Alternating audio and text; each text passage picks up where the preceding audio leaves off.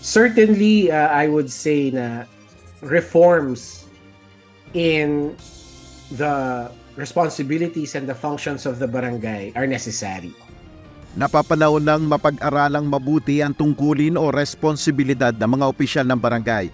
Ayon sa policy analyst na si Attorney Michael Henry Yusinko, dapat bawasan ang mandato ng barangay at mas tutukan ito ang pamamahala at pangangalaga ng komunidad. Batay sa Local Government Code, kabilang sa mga serbisyong ibinibigay ng barangay ay maintenance ng kanilang health center at daycare center, solid waste collection at iba pang maintenance o pangangalaga sa iba pang pasilidad at infrastruktura. Para kay Attorney Yusinko, mahalagang palakasin ang autonomy ng barangay.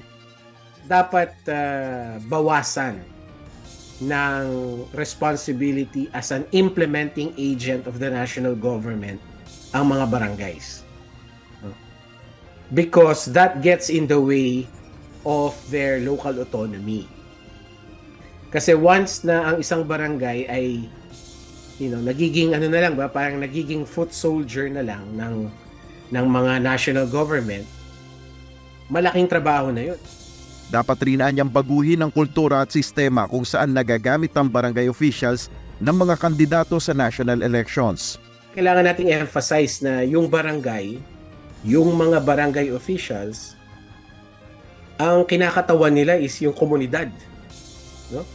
Kinakatawan nila yung mga barangay, yung mga tao dun sa barangay. Hindi dapat nila kinakatawan yung mga politiko. Ayon pa kay Attorney Yusinko, mas magandang tignan rin ng mga mambabatas ang panukalang palawigin ang termino ng barangay officials. Kung i-extend natin, isabay na natin doon sa term ng presidente na 6 years na wala na ring re-election. I only propose that para synchronize yung election at coherent yung election system natin. Ilang reforma na rin para sa barangay ang isinusulong sa Kongreso.